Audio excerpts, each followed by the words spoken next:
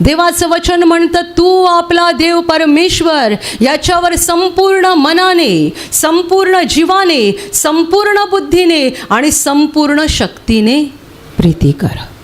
मन, जीव, बुद्धी, शक्ती सगळंच देवासाठी संपूर्ण मनाने, संपूर्ण जीवाने, संपूर्ण बुद्धीने आणि संपूर्ण शक्तीने प्रीती कर. जेव्हा आम्ही अशा रीतीने करू त्यावेळेला आम्हाला देवासाठी केलेला कोणताच त्याग मोठा वाटणार नाही.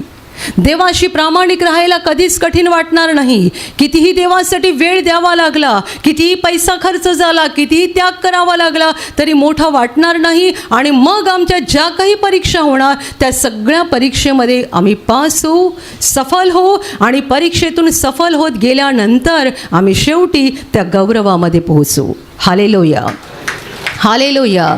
प्रभू येशू त्याच्या शिष्यांना म्हणाला, माझ्या परीक्षात माझ्याबरोबर टिकून राहिलेले तुम्हीच आहात.